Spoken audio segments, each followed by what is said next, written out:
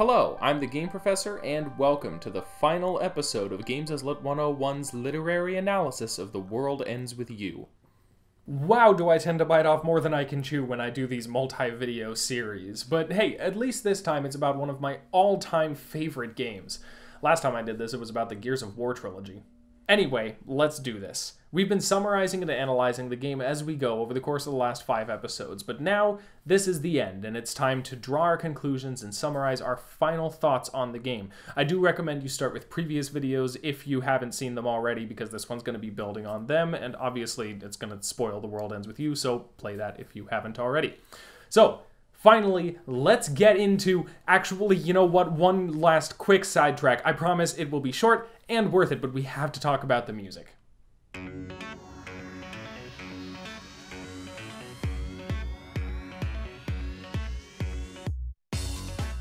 The World Ends With You is a fantastic game, from a lot more than just a narrative perspective. We haven't talked a lot about the graffiti anime art style because, well, I'm not an art critic and honestly don't have much to say about it beyond the fact that I think it's pretty great, but I did want to at least touch on the music.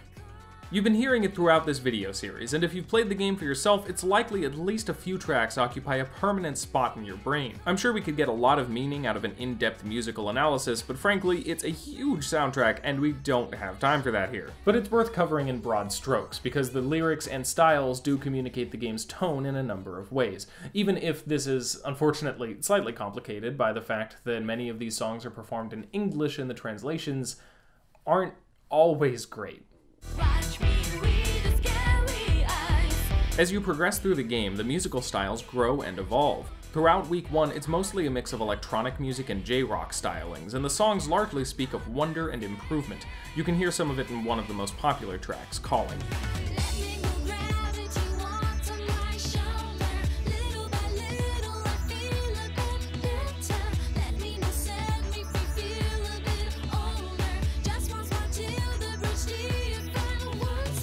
The second week introduces more rap songs, and the lyrics take a turn toward the cynical and confused.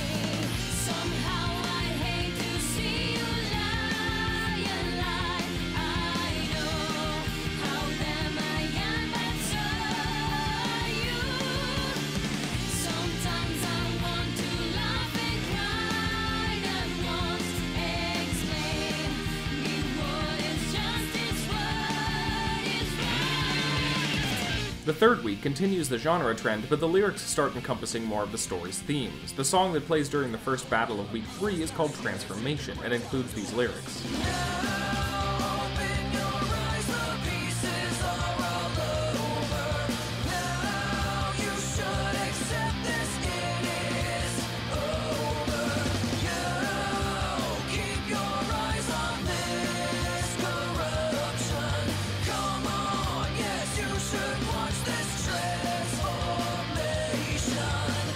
So there's a definite progression along with the story and the styles and lyrics of the music. But aside from that, the game doesn't do a lot to assign specific songs to specific characters or anything like that, but there are a lot of lyrics that relate to various elements of the story and characters.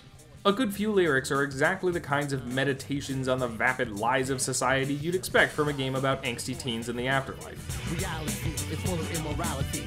Rich kids, they share the diffusion. More if they cross, that's what they like. Complex going on and on. Insanity means nothing within vanity. Others communicate how stifled Neku feels in a city of people early in the story.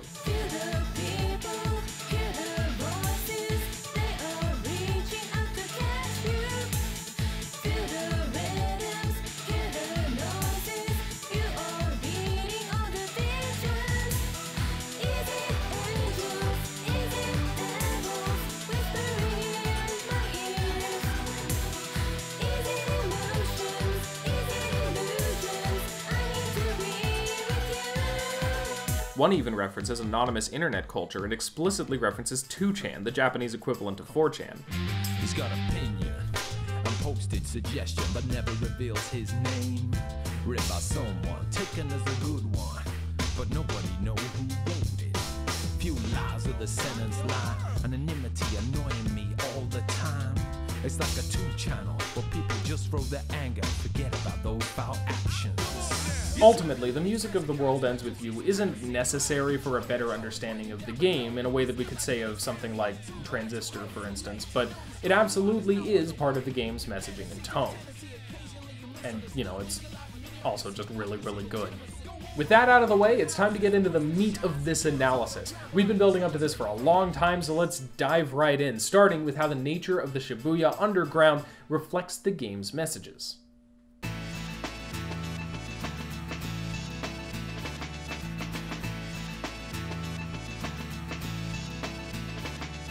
There is a lot to the inner workings of the UG, and if you're really interested in this story, I highly recommend reading all of the secret reports. But, for the purposes of this video series, we're looking at what The World Ends With You is saying. So I'm not going into this so much to explain everything about how the world works, as to understand how the game's supernatural setting relates to its messages. So with that said, there are a few things worthy of note. First, Mr. Hanakoma, the author of the Secret Reports, is what's known as the producer of the game, sent from the next plane after the UG, called the Plane of Angels. He's here to oversee the game and make sure it goes smoothly. The Secret Reports explain a lot about how the UG works and how the events of the game transpired behind the scenes, so I'm gonna try and hit some of the highlights. The Reaper's game exists as a way of judging the worth of the dead and refining them in hopes that they might move up the ranks, from player to Reaper and eventually to whatever Mr. Hanakoma is. Of course, most don't make it that far, and those who are erased in the UG end up fueling an energy called imagination, which is what fuels the use of psychs through the pins. In case the game's use of creativity as a force of self-expression isn't blatant enough yet, we now find out that the powers the characters use in the game are literally fueled by imagination channeled through pins with art on them. We also get this bit of info. Upon returning to life, the exceptional player's creative activities soon make their mark upon society. His art, music, and other output become a part of culture, spreading and persisting through time, refining people's imagination even without personal contact with the player. This seems to imply that Mr. H once won the game and returned to life himself, creating art as Cat, and Neku's obsession with that art likely played a role in fostering his potential. We also get this bit about Neku's time with Joshua in Week 2. As expected, the psychological strain is severe. So severe, in fact, that most players would be unable to continue.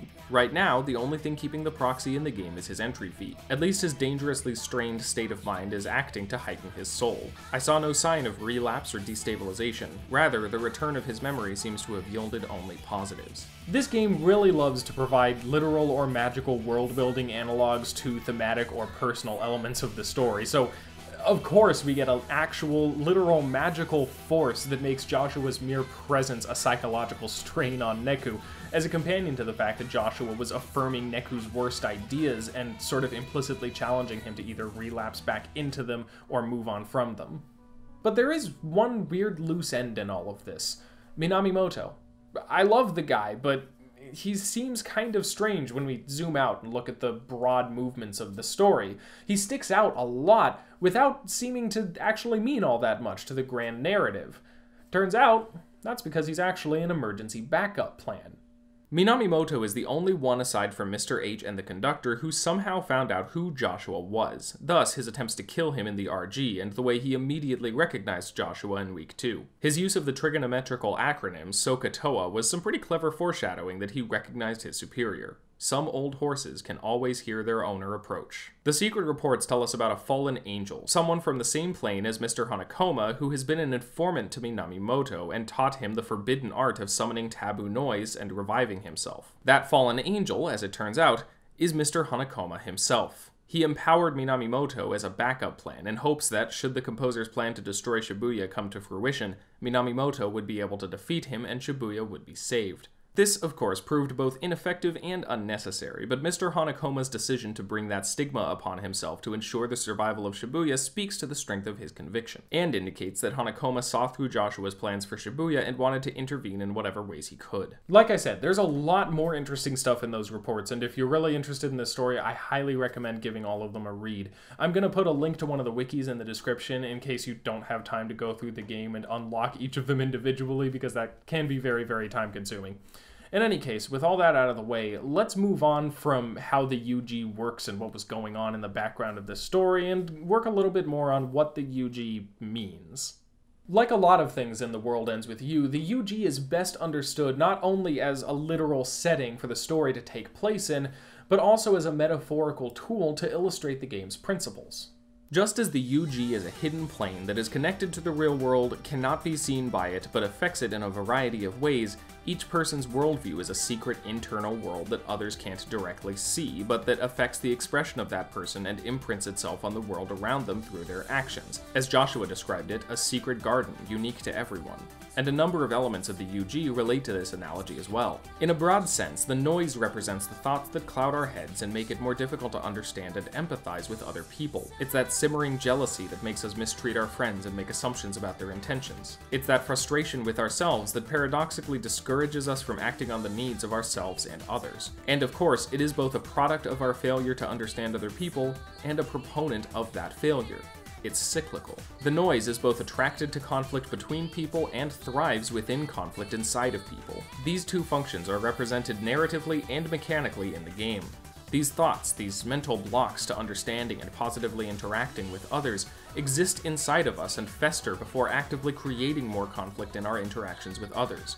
The noise is the game's symbol for that process. The UG also brings the subtext of understanding others into the foreground with mechanics like mind reading and imprinting. These bring more clarity and focus to the ways we affect each other, using the core metaphor of the UG to make concepts like understanding and influencing people a bit less abstract in the game than they are in real life. And it has to be noted how the UG speaks specifically to the teenage experience. The messages of The World Ends With You are hardly limited to that particular age group, but it does relate to them quite a lot. You can't miss all the teen angst in this one. To navigate through a confusing time and grow into an adult is often an isolating and confusing experience. It can seem like you're living a completely different life from everyone around you, much like you're on another plane of existence. One can feel unseen, much like the players of the game are literally invisible to the people of the RG. And amidst all of this confusion, it's somehow very easy to feel like you already have all the answers, and to shut out anyone who tells you different. But one of my favorite things about how the UG speaks to the game's messaging is actually related to the concept of erasure. We established that noise is the manifestation of discord that makes it difficult for us to understand ourselves and connect with others. In the UG, that noise is capable of directly erasing players, removing them from the world entirely. Considering the symbolism of noise we talked about a bit ago, this means that erasure is brought about when one is overpowered by the literal forces of apathy and judgmentalism. We also established in the video about Week 2 that the ultimate result of Neku's self-centered worldview is complete removal from society, even to the point where Neku had seriously considered whether the undeath of the UG was preferable to being around other people in the real ground. And in that same scene, Shiki, Beat, and Rhyme are all looking at the people around them, lamenting that everyone is completely unaware of their presence. Rhyme expresses sadness at the fact that they're completely invisible and meaningless to the people around them. This brings up the fear of not mattering, of leaving no mark on the world. Erasure here isn't just an analog for death. It's also a metaphor for isolationism. If the world ends with Neku, and he keeps entirely to himself, he's not just keeping others out of his world, he's also keeping himself from theirs. It makes him effectively invisible, ineffective. Ultimately, the game is portraying the act of withdrawing from society as an act of self-erasure. So there's clearly a lot to the way the game uses the UG as a parallel to its messages, and like I said, we didn't even touch on all of it here, just some of the stuff I thought was most noteworthy. If you want to know more, I definitely do recommend reading those secret reports. But for now, I think it's time we got back to Neku.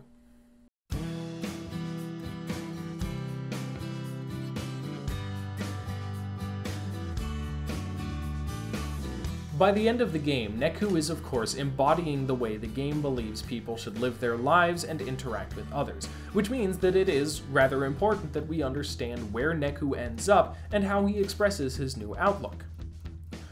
But, as it turns out, we've spent 5 freaking videos already tracing the trajectory of Neku's character development, so I'd say by now, we already have a pretty good idea of how that turns out. Neku starts out as a loner with a toxic worldview that prioritizes his own experience and ignores all others, and ultimately, he saves Shibuya by learning to value other people and the diversity of perspective Shibuya has to offer. We've gone through all the major character beats, read through all the important quotes, so rather than reiterate what we already know, I would just like to highlight some of the more notable elements of the climax. First is that it brought all Neku's previous partners back for the ending. This wasn't strictly necessary, but it brings a lot more attention to the themes of teamwork and relationships than if Neku finished the whole thing alone or just with Beat. And of course we get the big battle where he works together with them all, because as we've seen time and time again, this game loves to use its mechanics to reflect its messages. Second, one of the better touches, I think. There's a battle with the conductor that ends up leaving Beat and Shiki out cold, and Neku ventures on alone. Not because he thinks he's better off that way, but because he commits to seeing this through for his friends. That is, in and of itself, a great improvement over old Neku, but the game doesn't even let it stop there. If anything, it actually paints this act as the last thread of his old self, even if used with more noble intentions. His lone heroism is promptly discarded by his friends when they show up and chastise him for thinking he was still alone. It's one small scenario that manages to both show how far Neku has come, and that reappropriating his loner behavior isn't enough to reflect his newfound philosophy. He's not alone, he never has to be again, and he's better for it. And of course, the ultimate proof of Neku's growth, his response to Joshua's ultimatum in the final moments of the game. At a glance, this choice seems questionable. The consequences if Neku were to lose this deal aren't just for him, it's for all of Shibuya, and Joshua isn't looking super trustworthy right now, even by his standards. But this final standoff was actually set up a long time ago, way earlier in the game, when Neku was faced with a nearly identical situation, but made a very different decision. Neku is told by an authority figure with obviously shrouded intentions that he has to kill his partner to save himself from the game, and if he fails to do so, he will be erased. And this first time, Neku falls for it, very nearly murdering someone and getting himself killed. And now, at the end of the game, the situation is playing itself out again. Except this time, Neku not only has his previous experience to guide him, but the words of Mr. Hanakoma as well. Trust your partner. Neku chooses trust. He decides that putting his life in Joshua's hands is a better option than violently taking control of his own destiny, and he hopes that this act of radical trust will get through to Joshua. And in a great touch that, again, does a much better job than week 1 of acknowledging trauma alongside trust and teamwork, listen to what Neku has to say about all this at the end of the game. Trust your partner. And I do. I can't forgive you, but I trust you. Joshua's deception, his manipulation, and his just generally being a jerk aren't erased, nor is the trauma he put Neku through. Neku's not doing this blindly. He's not magically getting over what Joshua did to him, and in fact straight up says he hasn't forgiven him and isn't sure if he can. But he trusts him, and appreciates that his trust wasn't misplaced. But The World Ends With You isn't just a game about personal growth and relationships. It's actually much, much bigger than that. So, let's start off by talking about the title.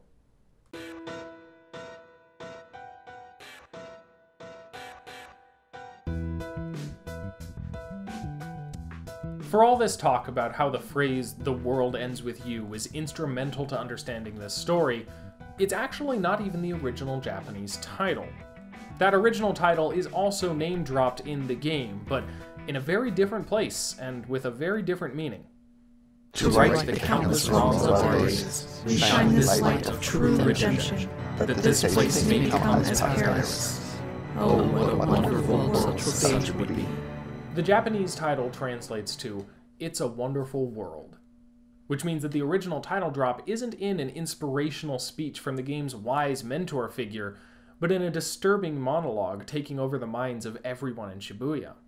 This doesn't change the meaning of the game or anything, but the shift in focus is interesting. The English title emphasizes the game's core concept of expanding your world through others, while the original Japanese title is more about the idea of a wonderful world and what makes it so. Early on, Neku believes that the answer is a world where everyone minds their own business and doesn't reach out to others. But the game ultimately argues that openness to other people and their ideas is what creates a wonderful world. In other words, the English title emphasizes the game's message on a personal level, and the Japanese title emphasizes it on a societal one.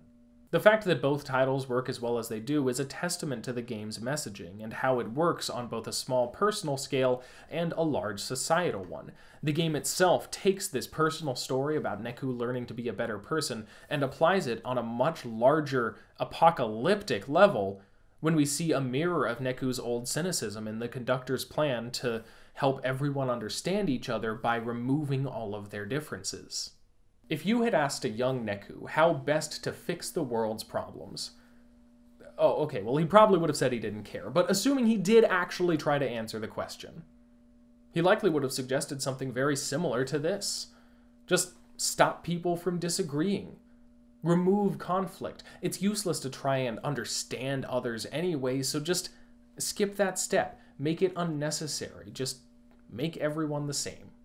But of course, we see him shifting his viewpoint over the course of the game, eventually leading him to the complete opposite place he was at the beginning.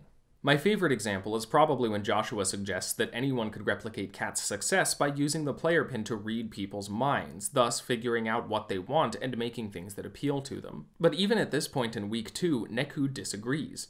Sure, people don't think alike. We don't know what's going through the other guy's head. But we can try to find out, right? Expand our worlds through each other. Maybe that's a better way to go, the real way to enjoy each moment. Yeah, I could try to be Kat through this pin, but why? Where's the enjoyment in that? And of course, by the end, Neku completely rejects the idea that the world would be better if he didn't need to deal with different people when he tells the conductor, maybe living in your Shibuya would be easier. Maybe. Except one problem. It wouldn't be Shibuya. I was never good with people. I covered my ears and blocked them out. But you know what? If I don't clash, I don't change. The world ends at my borders, and the best moments slip away. Shibuya's full of people waiting for those moments when we clash together and find something new. Here in the UG, I clashed. I changed. And now I know Shibuya should stay just as it is. In a game full of moments that spell out its message, this is one of the more comprehensive examples. Here, The World Ends With You is not only arguing that relationships make us stronger, but that they do so specifically because of our differences. That reaching out to others and taking the time and effort to understand them and learn from them makes us stronger, not only as people, but as a society. And of course, the whole game ends with the ultimate expression of Neku's ability to understand others and allow himself to be vulnerable to them, throwing away his shot. Choosing to trust his partner even through his anger and confusion, choosing to believe that he had more to gain from his relationship with Joshua than from hating him. Which is where we get into Joshua. Because while Neku is the key to understanding what this game is saying, Joshua is the key to its larger narrative and how the game is applying its themes on a grand scale.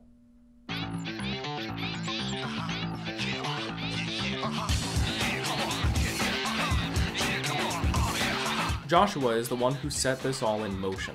We don't know a ton about him, really, because we have no idea how much truth was in the backstory he gave us in Week 2, but his frustration with Shibuya was the catalyst for this whole thing.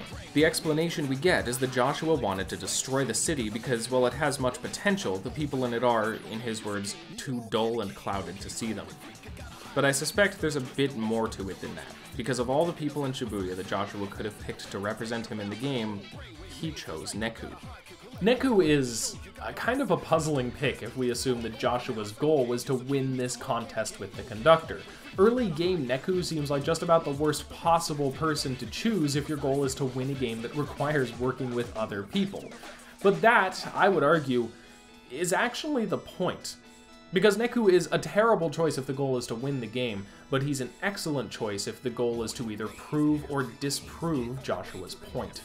Joshua was open to the possibility that he could have been wrong about all this, so his pick wasn't made with the intention of winning the game, but proving a point. If Neku failed to get over his issues and work with others, it would affirm Joshua's diagnosis of Shibuya and justify its destruction in his mind.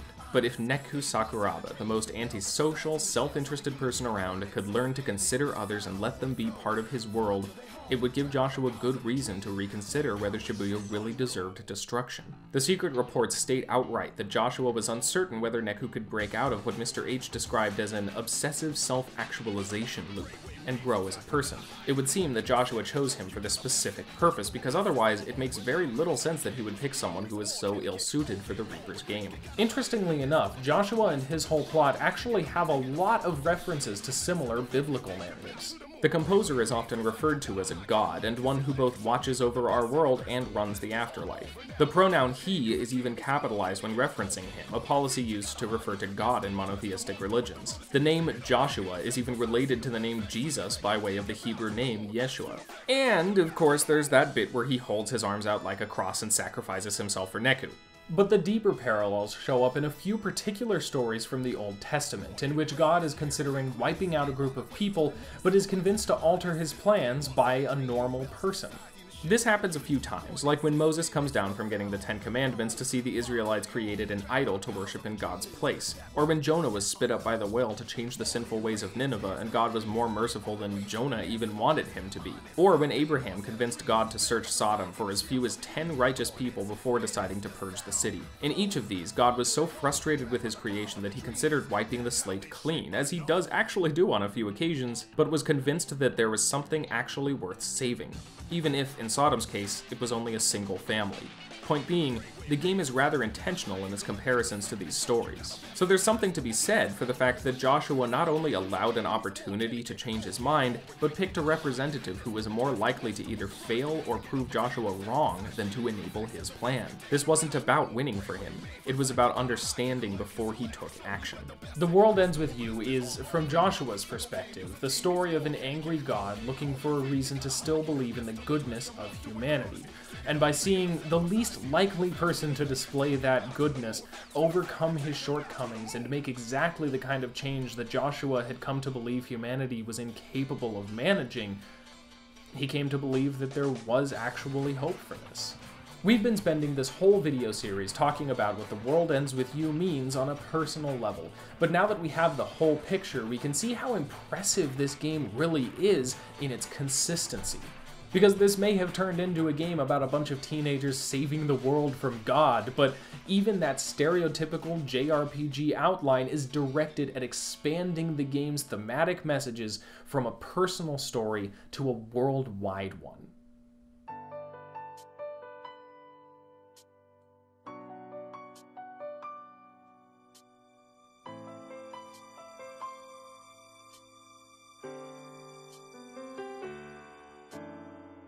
On a personal level, The World Ends With You is about opening up to other people and allowing them to influence your life. And the world-saving plot is about proving that people can improve society by looking outside their own experiences and learning from each other. Which means that not only do we have a statement about the importance of personal relationships, but also a larger message about how this practice could shape society in positive ways, and a warning against a homogeneous culture. In other words, when we zoom out and see what The World Ends With You is saying about the human condition and how best to live as a society, as a collection of humans, the game is ultimately about diversity.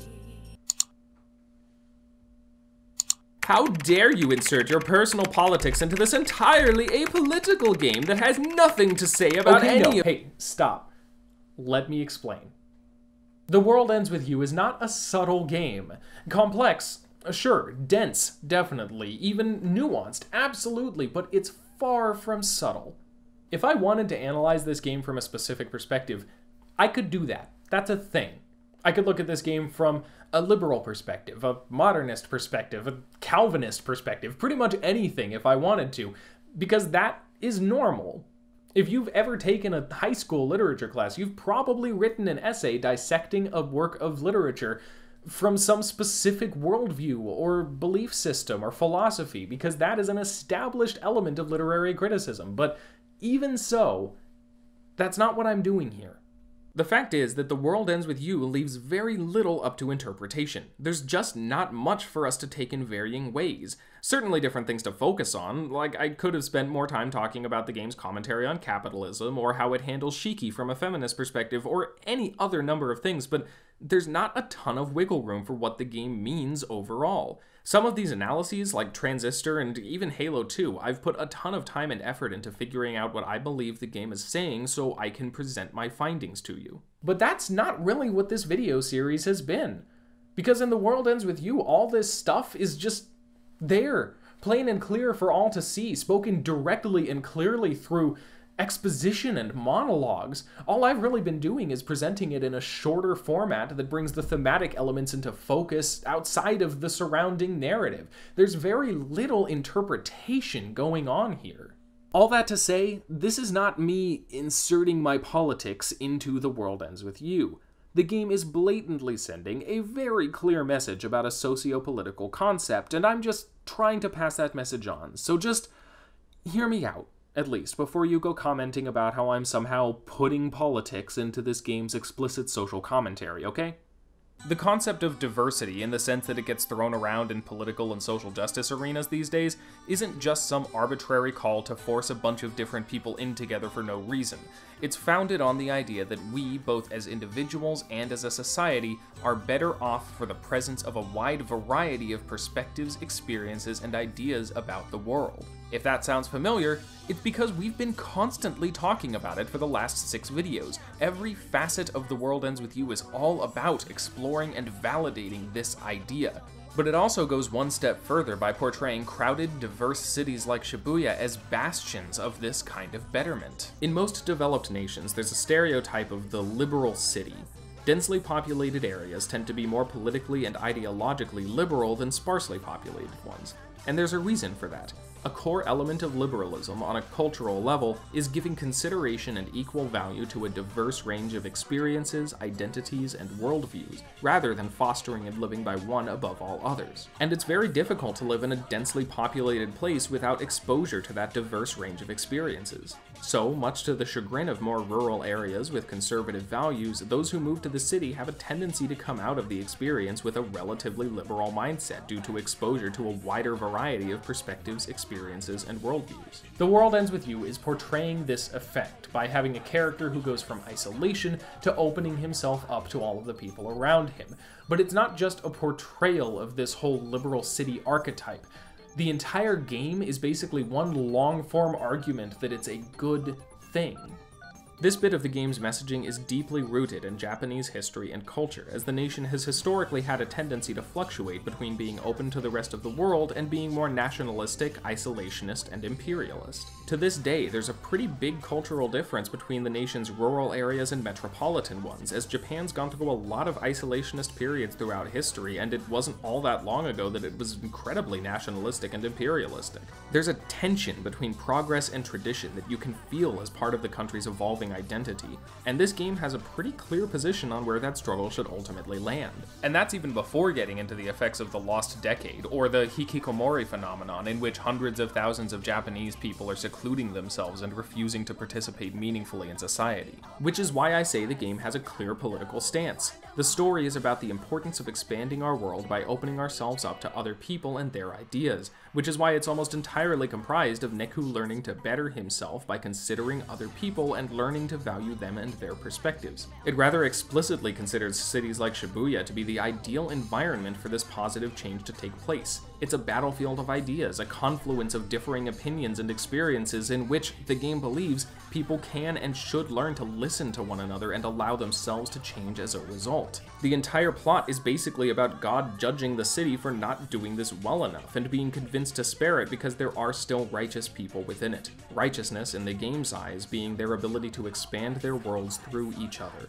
The World Ends With You is one big, long, blatant argument for diversity and openness. If anything, the game's message is even more political in its home country than here in the States. The game isn't entirely perfect in its expression of this theme, of course, most notably in that it's a game about diversity of ideas and experiences that rather pointedly doesn't have much diversity of people in its cast. It's one of those things where we can call it a product of its time, and it's not like this actually harms what the game is trying to say in any major way, but that doesn't mean it couldn't have made its point a little better if its cast reflected its message as much as everything else does. But what the overarching plot manages to accomplish is taking the personal themes of self-expression and expanding your world through others and apply them on a larger scale. The scale of a friend group, the scale of a city, the scale of the world. The World Ends With You wants to make it clear that we influence the world, that our actions and ideas and expression have the ability to sway entire cultures. Joshua's final decision is the ultimate expression of this theme. He is, for all intents and purposes, a god, and he's been swayed by the actions and conviction of a few teenagers. Because just like they can influence the trends of a bustling city, just like they can nudge a troubled friendship in the right direction, just like they can teach a hateful loner to love, so too can they convince a frustrated deity that humanity still has something worth saving. And all of these changes happen through engaging with other people and learning to consider the diverse, eclectic, often difficult and contradictory, but beautiful and significant complexity of their personhood. If the world ends with Neku, his friends expanded that world to include their love and partnership. If the world ends with Shiki, her partner expanded it to include her own value and perspective. If the world ends with Joshua, Neku and his friends expanded it to include hope for humanity's openness and connection. If the world ends with Beat, Neku expanded it to include grace toward the mistakes of others and himself. And through all this, all these struggles and victories and beliefs and ideas and all of this growth, the game is giving you a simple call to action. Find where your world ends and go make it bigger. I want to be with you. Sometimes it's easy to forget the times we weep. The moment makes us weak, and all the shame I see. Memories exist for